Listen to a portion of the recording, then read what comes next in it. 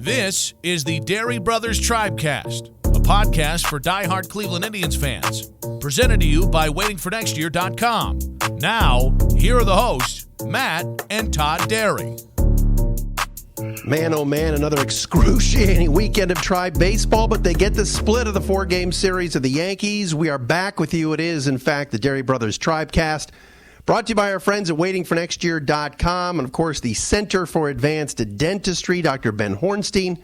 Matt and Todd with you after a Tribe win, a Sunday afternoon game. What did Dad always used to say, Todd? Never wanted to lose on a Sunday and watch all the Sunday shows and see bad highlights. But 8-4 win today. Tribe gets it done over the Yankees despite a shaky ninth from Brad Hand. Todd, it just seemed like that game would never want to end. Imagine being a Yankee fan and watching 4-hour games every day. Oof. You know, during the broadcast, Andre and Matt and Rick were having this conversation, and I guess, I don't know, so at some point over this weekend, Andre Knott was talking to Tito about, you know, how did he do this? You know, the Yankees and the Red Sox. He said every one of these games is 4.5 hours, and it feels like a playoff game. And Tito said, I couldn't do it anymore. He said, I just want to get out of here. He said, it's a young man's job. He's like, Aaron Boone is right. a young guy. And Alex Cora. Yeah, and Cora. Alex Cora, yeah. He was saying, he's like, because I couldn't do that anymore. It was a long weekend of watching games, and I'm exhausted from it. And all I did was watch. I mean, these Yankee games, we just had a week of Yankees and Red Sox. And to be honest, I love baseball, as you know, and so do you. It's not fun playing against those teams in these 4-hour games. This game was basically 4-hour baseball game. Well, those two teams, we are recording right now, an early record. Usually you and I are Sunday night, but we're moving it up, at least today. It's 4:57, right? So you're right. It was almost a 4-hour game. Yeah, the Yankees and Red Sox are two teams that see a lot of pitches. They spoil a lot of pitches. But it just was. It was a great weekend. I mean, if you liked, obviously Thursday night we put up a 19 burger on them. Saturday and Sunday or Friday and Saturday were 1-run losses where they were battles, and then today turned out to be a battle at the end where Hand had to get, Urshela on a, Gio on a drive to left. But, it was very, very competitive, and we'll probably see these two teams again at some point. I would hope so. On Thursday night, the Thursday series opener, it was Adam Plutko for the Tribe, and Chad Green, he of the Grand Slam to Frankie Lindor in the 2017 playoff fame. And, they had the starter, and the Tribe jumped out and scored, put 7 in the first, and the Grand Slam by Jose Ramirez, which was great. And the Roberto Perez home run. It was fantastic. And that one, it was nice. It was nice to have a laugher, because since basically going back to the Astros series, which started this run of this ridiculous schedule, the gauntlet. Right. And it's not over yet. It's not. Most of those games, for the most part, save for the 3-game sweep of the Astros, were tight games and contested basically until the end. You had that doubleheader day. 2 of the 3 games against Texas were a doubleheader, so that was a long day. The Twin Series, where the Indians took 3 of 4, every one of those games was highly contested. And then you went right into the Boston and Yankees, and those games have been brutal. So, it was nice to have that laugher on Thursday night. And then, as you said, Friday and Saturday felt like playoff games, the 1-run losses and watching that wife beater get the final 3 outs. There are very few people. You need to retire that bit, though, on Twitter. Never. Listen, you punch the wall and fire a gun in the air and get arrested for domestic violence. Of course, you're a domestic abuser your whole life. I'm not saying he's not. I'm not saying he's not. I'm saying every time he comes in against us, you tweet that. Every time he comes in against us, it's time to get to this white beating piece of shit. That's right. I said it. It's crazy. And I will continue to say it. It's funny. It's karma, baby. Come on. Oh, my gosh. And you know what? It's funny. And I don't even want to go on an Aroldis Chapman rant, but, In the state of he's awesome. He's awesome. Yeah, let's be honest. in the state of right, unbelievable closer. Right now, if you really watch, if people listening right now to us really watch the game and don't just watch the Indians, and I watch other teams. I was giving you a scouting report on Tommy Kahnle the other night. Yes, you were. Once again, you were all over it. I'm like, don't swing at stuff out of the zone. He throws so much stuff out of the zone. He's a little wild, of course, and we're swinging at everything. But if you really watch these teams play, the bullpens right now around baseball are at an all-time low. Like, they're bad everywhere. Everywhere. Like, even the good teams, like the Cubs bullpen's a mess. Well, they're in contention. Tampa Bay's has been bad. Look at that. Twins. Look at that series, the series Milwaukee and Washington. Right? These two teams can't get anybody out. Hader all of a sudden has been terrible. Nobody can get I listened to the Tony Kornheiser podcast, and all he does for 3 years talk about how the Nationals bullpen is so terrible, and that seems great. So yeah, you're right. It's a problem in all of Major League Baseball. Correct. So, all right, a lot to get to here. We'll recap the week. We got to look ahead to the Mets series Tuesday, Wednesday, Thursday, where the Indians will be on the road for National League games. So 3 night games. Thanks to the Mets for not playing a day game and letting us come home, a little getaway. Nope. Thursday prime time and then get back home Friday. But at least there's a day off tomorrow. Any particular reason why Puig came out of the game in the 8th inning today? Did you notice? I didn't hear anything, but my guess is the score was 8-2. It's 1,000 degrees there. He had just, had his last at bat, so his bat wasn't going to come around. And you think with a 6-run lead, it's kind of like it's a big lead. Give the guy a rest, get him out of the sun. I don't know. I'm sure it's nothing serious. Well, I hope not, but we'll go over that. A big start on Sunday night for Corey Kluber facing Daniel Polka and the Charlotte Knights. Is it still the Knights? I think it is, right? The AAA team for the White Sox. A couple of guys. Who's the guy that kills us? Tilson? He's down there. So at least Corey Kluber will get to face a couple of former big leaguers or fringy 4A type of guys pitching for the Charlotte Knights tonight. Carlos Carrasco out of the bullpen, as Dre Knott reported today for Akron. Could that have an effect? You brought it up. We'll bring it up. What could be Carlos Carrasco's role in October? We'll get into that as well. Let's start with this last series. Todd, the Indians played well. They split. That's all you can ask for in New York. I know the Yankees have some injuries. Luke Voigt is out and some others. But Giancarlo Stanton. But my gosh, playing games in that ballpark. Poor Hunter Wood today throws a great pitch out of the corner. LeMahieu just pokes it to right, home run. Frankie's home run today was ridiculous. I mean, that ballpark is unbelievable. All weekend long, I sat there and watched guys go to right center and hit like line drives to right center. That would be singles or doubles in every other park except this stadium, and they go over the wall. Or those pop-ups to right, like you said, that get out at 315 feet. That stadium should be raised. It's a joke. Like this team needs any more help. The Yankees. It's absurd. I guess the devil's advocate is it's both teams playing this park, but it's just such an advantage when you're loaded like the Yankees are. That Kluber Torres, he's awesome. He's awesome, unbelievable. And as I said over the weekend to you, the Torres for Chapman, and then Chapman returning to the Yankees and Torres becoming a superstar, while the Cubs got their World Series with Chapman as their closer, is the single worst and most annoying transaction in the since the turn of the century, as far as I'm concerned. It's pretty fixed, but and I'll say this about Torres. I mean, he is a monster. Do you realize that the what are you drinking back there? What do you got? A little water? Sorry. Yeah, I needed some water. Man, I'm parched. Sorry. You all right? You all right there? I should have done like Susie Green and Curb. Watch Curb. No.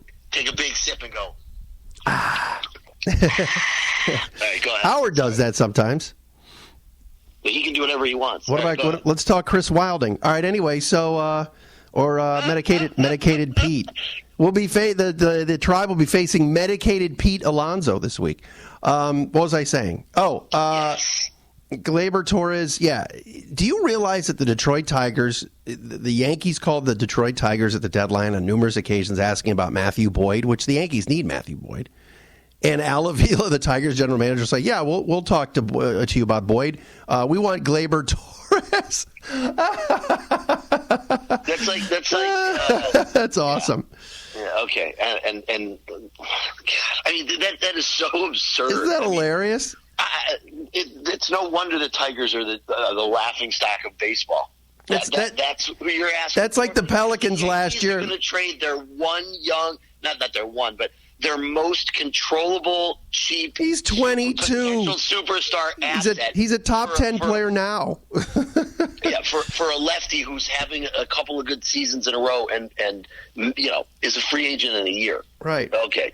That's like the Pelicans calling Dell Demps, the old GM, calling Magic Johnson this year and going, "You want Anthony Davis? Yeah, we do actually, and we know he wants out of there, so let's make that happen. Sure, we'll trade you Davis. We want LeBron." That's pretty much the same thing. Anyway, Kluber Torres is really good.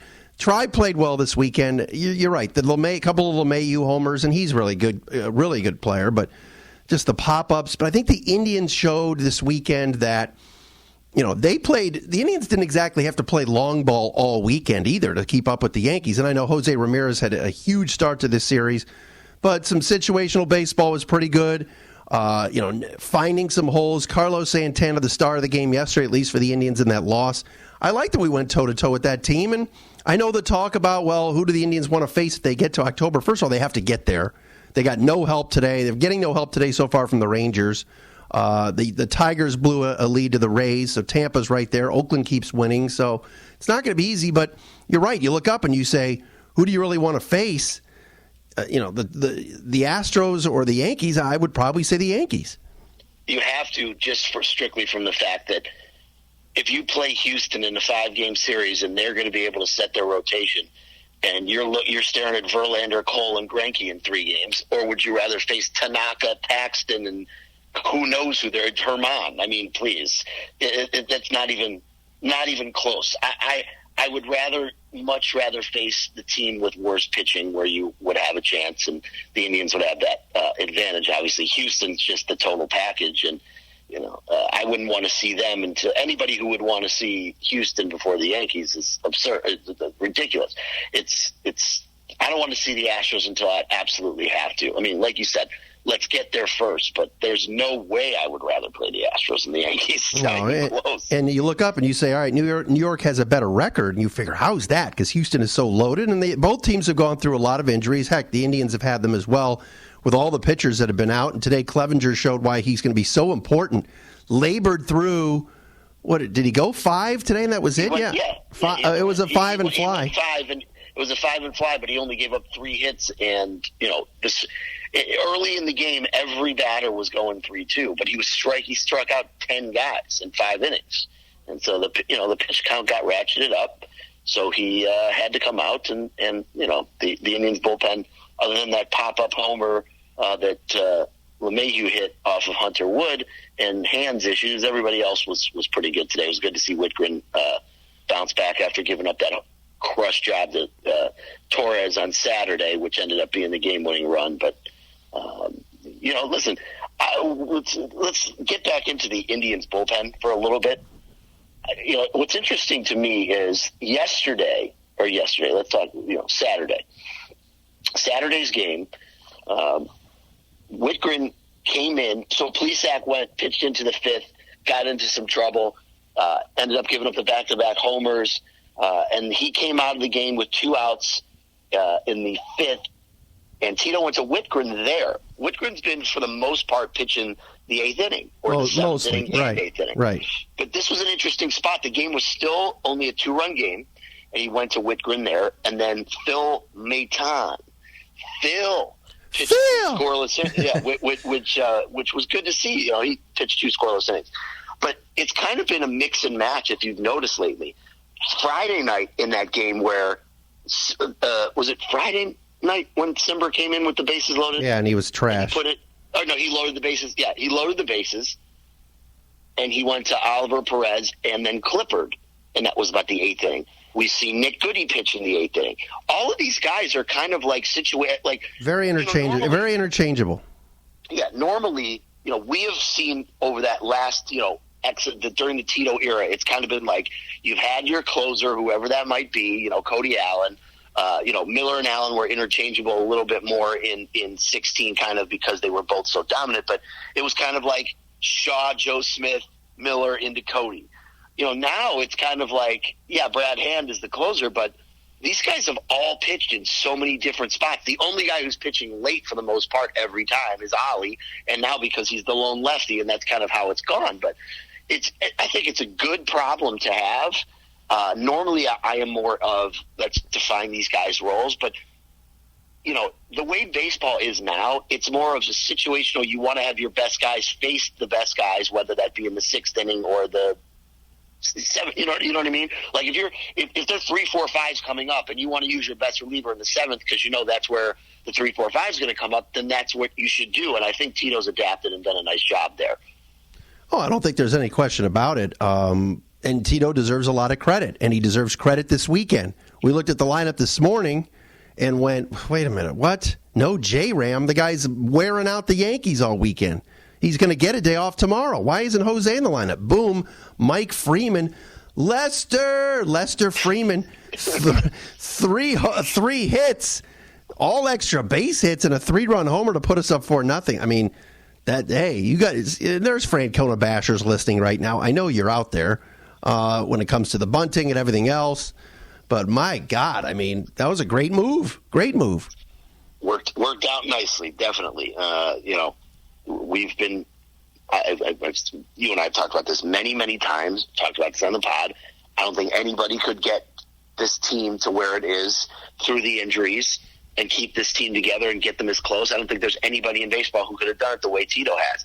His in-game strategy to me is still C-, but, I can go back to Saturday when the Indians were down 6-5 in the 8th, and they were all over Zach Britton, and he walks Jason Kipnis, and up for the most important at-bat of the game was the last guy on the roster you wanted up, Kevin Plawecki. Didn't pinch hit, right. Yeah, he didn't pinch hit him. And I understand you wanted to give Roberto the day off, but the guy who is, hitting everything to right center in that park where it's a homer, I just don't understand how you could send Plawecki up in that. But, these things happen. Listen, Plawecki hits a double, he's a genius. So, they're damned if you do, you're damned if you don't. Well, they're 74-51, and at the start of the year when they were 29-30, we were ready to, I'm not saying clean house, but we were ready to concede the division and basically say it's going to be a miracle to even get in based on all the injuries to the staff. He's done a really good job. The Mercado thing, you looked at the lineup Thursday and Friday on Twitter around 4:30, and you say, where's Oscar Mercado? Like, he should be playing. I don't care if it's righties or not, whether it was Tanaka or Chad Green the first night and Tanaka the second night. Well, he knew something. Tito's like, I got to sit this kid down. He's struggling a little bit at the plate. It's affected his defense a little bit. And what does he do? I mean, today Mercado delivered some of the biggest hits of the game. And the home run today, they really ended up needing at the end because Hand was shaky. So you just saw those at-bats. You saw how a couple of days could give Oscar kind of a refresh. It happened earlier in the year. He did the same thing. So there's little things that he does to finesse and massage these guys that have worked. And that's what makes this so much fun. And they're 2 back now. We're keeping an eye on the Twins and Rangers right now as we record. I'm not holding my breath that Texas is going to help us. They're a shit show. So some of these teams we're asking to help us the last couple of weeks. The Tigers, the Brewers always gag, always like clockwork. I'll say this. Well, number one, I'm sure Twins fans were saying the same thing when the Indians were making their big run. Every 5 seconds, you look up and we're playing the Tigers and the Royals and the White Sox, and none of those teams were helping the Twins. So that part, I agree. Rangers have a lot of talent, though. They do, but I don't know if you saw in the first inning the quote-unquote double that Marwin Gonzalez got that brought in 2 runs. But, they're playing Willie Calhoun, who's not an outfielder, in left field, and he totally botched the play into a 2-run double with 2 outs. That Marwin Gonzalez being on the Twins and just haunting us is just beyond annoying to me. The guy just destroys us, whether it's against the Indians or whatever it might be. The guy, he just kills us. But yeah, you can't count on these bad teams. And the good news for the Indians is we're going to be coming back around with a lot of these bad teams once we get through the Mets here this weekend.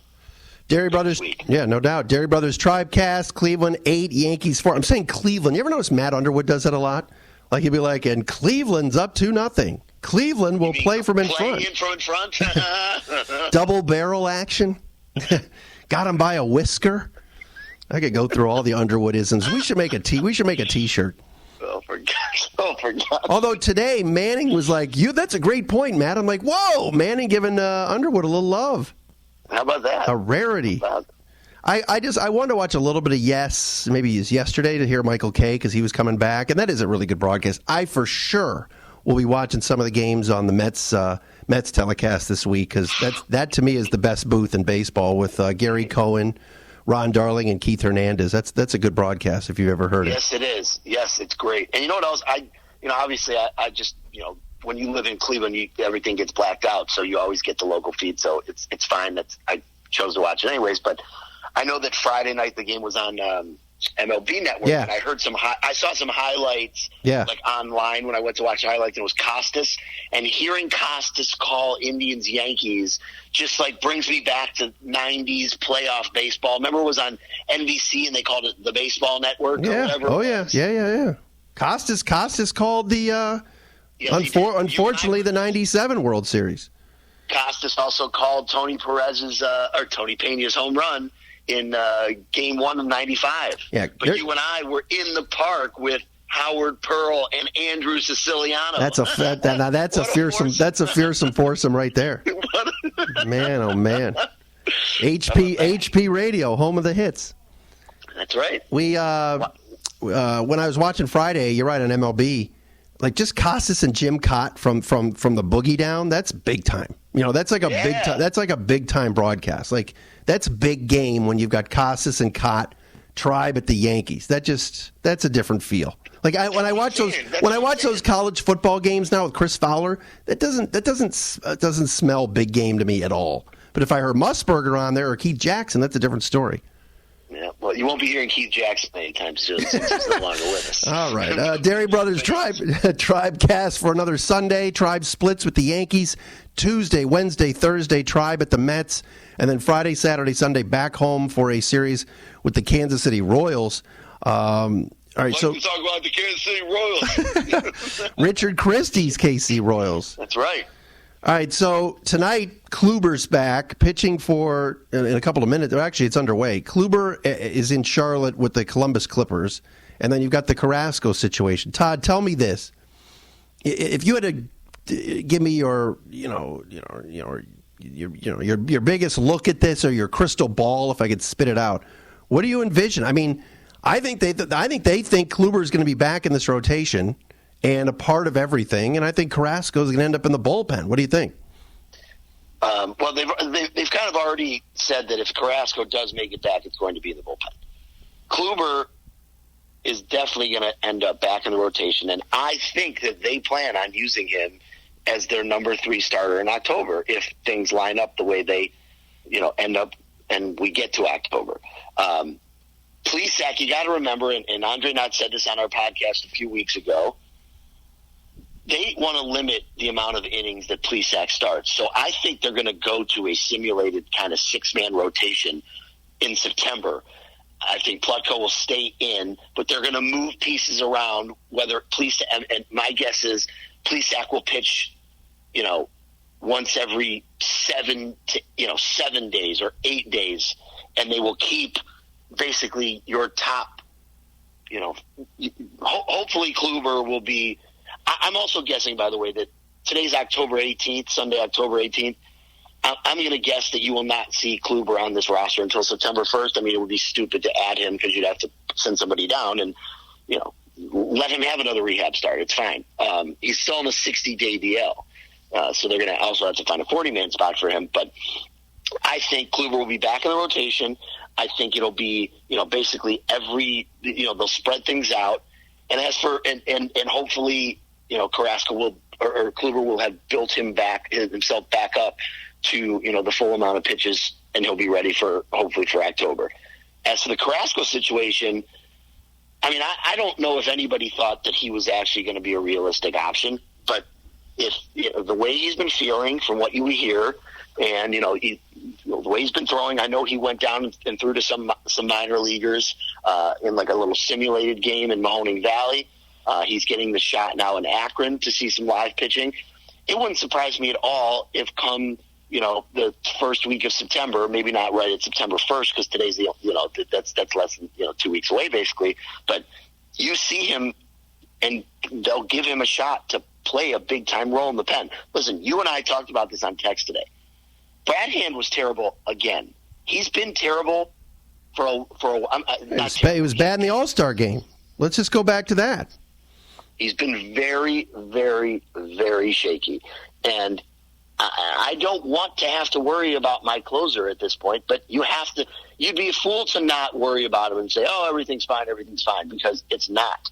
He has not looked good in weeks. And every closer goes through it. You mentioned Josh Hader from the Brewers, giving up runs. Taylor Rogers had his bad week, and Carlos Santana played a pretty big role in that. He's been a little bit shaky lately. Kimbrel with the Cubs, and they had to put him back on the DL. Just off the top of my head, this is going to happen. The Braves can't find a closer, so this is going on around baseball. Hand, we just thought was so money for the last year and a half, but even today, I mean, just the body language. He doesn't look confident. He doesn't have confidence in the slider. Then the fastball's not 95, 96 anymore. It's more hittable. I mean, Urshela smoked that ball, so. That's a problem. And as you pointed out via text to me today, what if Carrasco could become some sort of a weapon as a closer? I just wonder if this continues with Hand, is this a DL situation? Are they going to are they going to say he's hurt? Is there something wrong with his legs and that's messing with his arm slot and keyhole, as Jim Price would say? I mean, I don't know, but again, Carrasco's never done that before. I have an analogy that I think is perfect. If you go back to 2013, Justin Masterson was in the rotation. He was DL'd.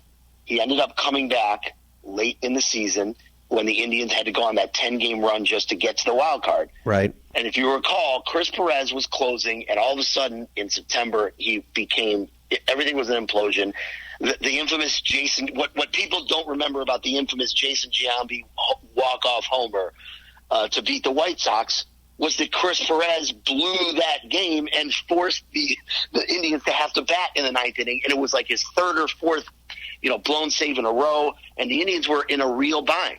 And after that game, Tito essentially moved Masterson into the closer's role. Yeah, Masterson got the last out when we clinched in Minnesota. Yes, he did. So it wouldn't surprise me if something like that, if Hand continued down this road and was really struggling, it wouldn't surprise me, because you don't want to really, when you move these other guys around who haven't pitched the ninth, it's a different situation. I understand neither has Carrasco, but it could work. I'm not saying it's going to happen, but it's an option that is if Hand continues to struggle and Carrasco is pitching well, and when they bring him up, and activate him in September, should he be able to do so? Not to mention, it would make an unbelievable story if that would happen. Well, I'd prefer Hand get better, somehow get through this, and then you've got Carrasco as kind of a weapon, like you said. I mean, who's our eighth inning guy every single game? If we have if Tuesday night, because we'll have an off day tomorrow, if Tuesday night at Citi Field in Queens, you get to the eighth and it's 4-2. I mean, is he bringing in Whitgren? Is he bringing in Simber? Is he bringing in Oliver Perez? We don't know. So maybe Carrasco becomes the eighth inning guy. Maybe he becomes the seventh and eighth inning guy in our version of Ogando when the Rangers got to the World Series. It's you never know, but it's an option, because I don't know what's going on with Brad Hand right now. It's a scary proposition to be worried about your closer at this point in the season when you're fighting and every game means so much now. I mean, it's we can't afford to be blowing saves when every single game counts, and you're essentially a game or two ahead in the wild card and essentially 2 games back in the division, fighting with a team that you still get to play 6 more times. So every one of these games counts. I hope that Hand gets right. I saw, by the way, that the Nationals, by the way, who have overused Sean Doolittle to the hilt, put him on the DL after blowing that save last night with like a knee injury. So, who knows? Maybe it is a situation. They gave Hand this entire week off to get right, and you could say, well, he didn't pitch for a week, so he wasn't sharp, but it's definitely the number one thing I worry about and the number one thing I am monitoring with this team the rest of the way. You got to take a look at it. And if you're not concerned, just go back and watch Sunday's tape against the Twins where he gave up rockets or ropes, as executive producer Jeremy, he loves that term. Monday, you put him right back out there against the Red Sox, and they batter him around. And you knew he needed a rest, and that was a good thing. And today he was going to pitch no matter if it was 8-2, 12-2, or 2-2. He was pitching today because he has to get his work in, and he was shaky again today. I love the slider routine 1, 2, 3 to Gregorius, so that he had some confidence in that at bat. But that was after he put 2 guys on, and it went from 8-2 to 8-4. So where was that sequence of pitches before then? It was nowhere to be found. And like we said, the loud out to Gio to end the game. Boy, how happy are you for that kid? That kid is having a magical season for the Yankees. Good for him. Unbelievable story. We got text today from our buddy Ags, who said, is this Gio Urshela, when they DFA'd him and let him go, is this up there with the Brandon Phillips situation? But I both agreed no. He went to Toronto and he failed there too, and he had every chance to hit enough up here. He had his chances. I mean, if he could hit and he would hit like this, he'd be playing third base every single day right now, and Jose Ramirez would probably be playing second base, and who knows where Kipnis would be. But all these things happen for a reason. Couldn't be happier for the kid, like you said, and as long as he doesn't kill us in October. What about Yasiel Puig? Actually, before we talk about Yasiel Puig, you got to tell us about your teeth and what's going on at the Center for Advanced Dentistry. How did the appointment go the other day with Dr. Ben Hornstein? Well, what was nice was when I went and got in and got my tooth fixed, I had an 8 a.m. appointment. And, most doctors' offices and dentist offices, when you have an appointment at a certain time, 95% of the time you are not taken on time. I got there at 8 and I was taken at 8. That's what needs to happen at all doctors' offices. And whenever I go to the Center for Advanced Dentistry, they take me on time, which was great. Doc Hornstein fixed my tooth. He did the little jiggle of the cheek, when they put in the needle. Didn't even feel it to numb it. Oh, with the Novocaine? Yeah, it's unbelievable. That's quality work right there. Yeah, that's not easy. I didn't even feel it. I didn't even know what he was doing. So in between, in between Tribe Talk and his comedy routine, he did a fantastic job fixing my tooth. I felt nothing, even when the Novocaine wore off. I felt totally fine. I was in and out of there in it's a lot shorter of amount of time than I thought it was going to be. It all worked out great. Again, everyone was super nice in there. The Center for Advanced Dentistry, they're here on the east side of Cleveland, cfad.net, and also on Twitter at cfad Beechwood. And you could, check them out. Dr. Ben Hornstein did me right. He will do you right too. And they're hygienists and everybody working there is just, they really know how to put you at ease when you're there, because I know how many people don't like going to the dentist, but they really do a great job of putting you at ease. So check them out and tell them that I sent you and that you're a listener of the pod, and Dr. Ben will hook you up.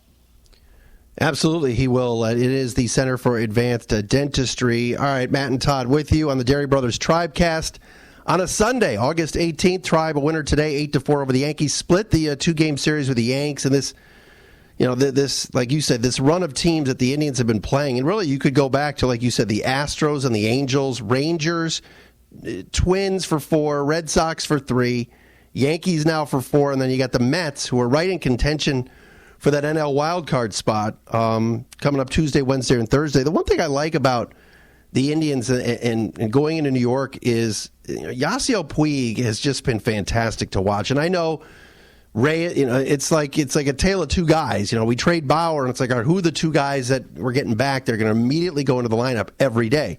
Puig, well, what's he going to be like? Because he's the wild horse and he's nuts. And will Francona be able to, or Coach Francola, will he be able to, tame this kid? And then Reyes is just going to hit a bunch of bombs, and he's struggled big time. Because Todd, honestly, with Franmil Reyes, I mean, he's never DH'd before. He's used to being in the field. He's never seen a lot of these pitchers before. It's no excuse. He's got to put the bat on the ball because when he does, usually good things happen.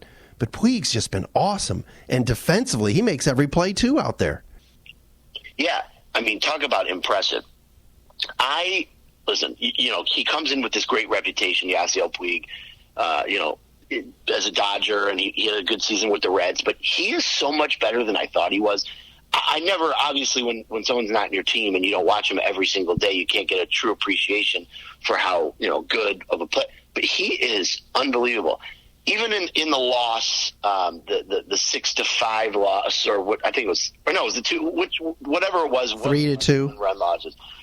There was the inning where the bases were loaded and there was nobody out, and the first 2 balls were fly balls to right field, and because he had thrown out someone at home from right field, the Yankees didn't even attempt to run on him, and to have that kind of a weapon in right field defensively is a huge game changer. On top of the fact that, since coming over from the Indians, he's hitting 370 as an Indian with 1,000 OPS. And, he's got the wheels and he's waving at the outfielders. And, I have been so impressed with him. So much better than I thought he was going to be. It's, when they got Jay Bruce 2 years ago, Jay Bruce, he was clutch. I knew he was a good player. Yeah. And he was great too. But Puig is, even because of the defense, just is so much more impressive. And on the opposite end, I've been completely underwhelmed with Franmil Reyes. And he's young and he'll figure it out. And like you said, maybe he's not used to DHing, but he is striking out at a scary clip. Oh, his on base percentage now is below 300. He's it's basically like watching the right-handed version of Bobby Bradley is basically what he's been. A little bit. I wouldn't go that far, but yeah, I mean, he's got, when he puts the ball in play, he's all right. And even today, his single to open up, I think it was the second inning, was a good piece of hitting. But man, I mean, these teams are just funneling him with high fastballs, and he's taking the bait every time. Yeah, he's just. Again, I think he'll be fine. I saw a stat this morning on Quick Pitch. It was like the most multi-homer games in the season. I think he was second. He had 5, and it listed him with the Indians. I was like, yeah, none of those have been here. I think he'll be all right. Yeah, he'll be fine. I mean, he's maybe he's just not used to it. He's still young. These are playing in these AL ballparks, getting used to his new team. We'll give him the benefit of the doubt for sure, but I need to see more from him because thus far I've been pretty underwhelmed. And you're right about Puig's defense, the throws that he made on Saturday, and even deking out or kind of faking out the opponent where he kind of goes lazy and then all of a sudden just cranks it up. He's a character. I could see why there'd be other teams' fans going, "Oh my God, what a showboat and a hot dog!" And he's got the mohawk with the red hair. But I love it. I think it's definitely fired up the dugout and definitely gotten the clubhouse a little bit looser, which I think in a long season like this is a good thing. And Tito's put him right there in the 4th spot. I think it lengthens the lineup for sure. And man, I'm with you. I love watching him play. Absolutely love that he's on our team, and I hope somehow, some way we could keep him around. I doubt it, but that would be nice. I mean, I know that there's more outfielders coming. I mean, all of a sudden we're talking about some stability in the outfield and some depth with Greg Allen and Luplow when he comes back. So that's something we didn't have in April and May, that's for sure. It's unbelievable, the outfield that compared to opening day and how you felt. I mean, even the way Greg Allen's been playing in the last month. I mean, Greg Allen's an indispensable guy. I don't know how. I mean, I'm guessing now, being that it's August 18th, and I said this earlier, but about Carrasco and Kluber, but I'm going to guess that they'll send Luplow out on a rehab assignment so they don't immediately activate him and have to send somebody out, because you You can't send down Greg Allen. No. You can't. Especially with Naquin's injuries that always seem to pop up. Yep. Allen's got to be there on call at all times.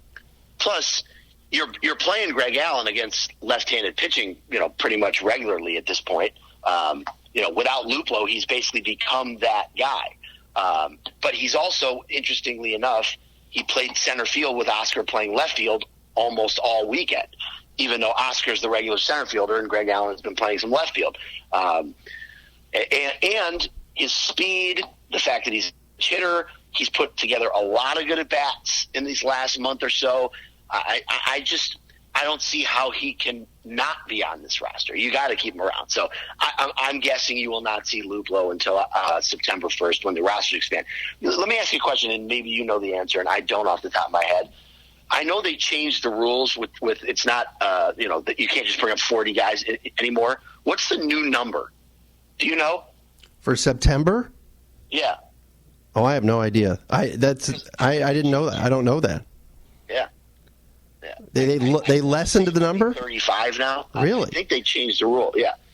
I will Google it while you talk. Well, I remember Jim Leland many years ago at the Tigers used to always complain about it and say, this is ridiculous. You're trotting out way too many guys that don't belong and everything else. But I had forgotten that they had done that. Major League Baseball can't get out of its own way with so many different rules that you don't know. And I know the NFL is going through the same thing. I mean, this pass interference stuff during preseason where these coaches are checking it and challenging it. What was the one the other day with the Redskins? I don't even want to get into that. But it just sometimes these sports need to kind of get the pulse of the players and the coaches and front office people and do it right. But I'm not aware of that. I did not know that they had changed that. That's a shame on me for not knowing that. I'm Googling it because I thought that on September 1st that it was going to be less, but it says elimination of 40-man active roster limit from September 1st through the end of the championship series. All clubs must carry 28 players on the active roster. Is that right? Am I reading that right? So they're not expanding them at all, or only by 3? The 40-man active limit, unless this is here are the change. Oh, that's for 2020. Sorry, that was the changes for 2020. Oh, okay. So it's one more year. All right. So it's one more year. So okay, all right. So it's one more year. So we're okay. Four more years. Sorry. But it's interesting because this year more than ever, think about the amount of guys that they will. Okay, so you got your 20 guys can be guys. All right. Sorry. Where guys can be guys. Yeah. Think about it. Right now you're at 25 guys, right? So you know that you're going to add hopefully Kluber and Carrasco. That's 2.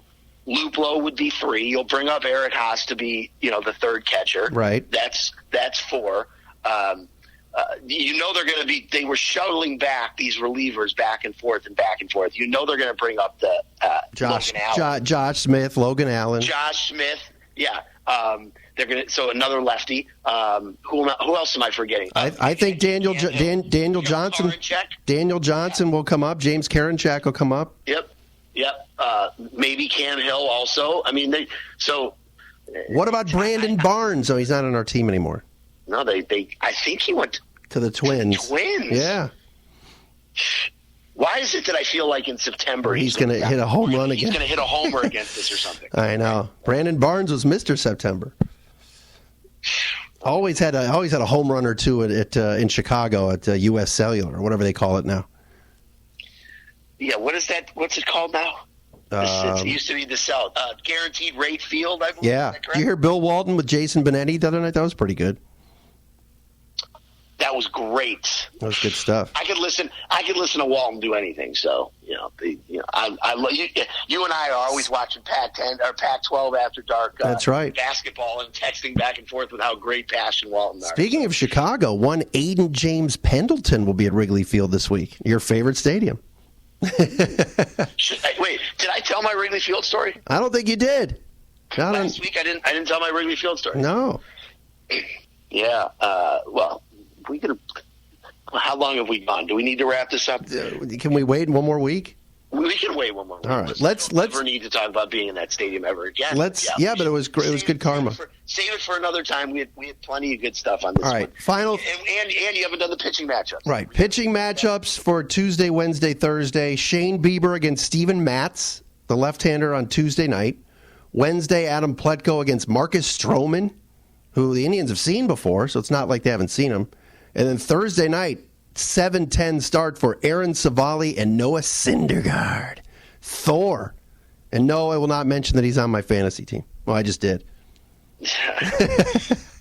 So there you go. The other day when I texted you and I realized that on my team I had Bieber and Clevenger and Hand and Roberto and Carlos and someone else too. I'm missing one other person. It's like ridiculous. I had no idea I had that many Indians. Oh, and Plesac. Yeah, that's what it was.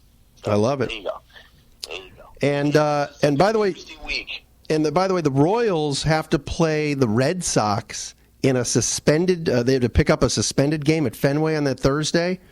So I'm not really sure what we're looking at. I think most likely the Tribe will at least see Jacob Junis, Keller on Sunday. I'm trying to finesse this. Possibly Danny Duffy Friday, but their schedule's all messed up. Kluber left 1 inning in rehab start for Columbus. Left after 1 inning. More details to come. Just popped up in my feed. So, oh Jesus, that's it's a good thing we just talked about Kluber being in the rotation, and then he leaves after 1 inning. Hopefully he just has a stomach ache or something. Yeah, precautionary. I mean, that's Did he give up? That's not what we want to hear. We got to look up velocity and stuff. All right, that'll do it for us. We'll get into that next week. This week's, these games against the Mets are going to be fun to watch. The pitchers hitting, I hate it because our guys are so weak, not used to it at all. But we'll see how the boys respond, and then come back home for Kansas City. Got to take care of business next week, and then the week after with Detroit. Yet to be determined which game I'll be at, but I will be at one of those for sure. Well, I want you at more than one if that's possible. But listen, we'll take what we can get. But I know how much you love being at Comerica Park. We'll make it happen. All right, brother. Good weekend. Fun games. Let's get some sleep. Yeah, no kidding. All right. We'll talk to you again next week. Dairy Brothers Tribecast for another week right here on Waiting for Next Year.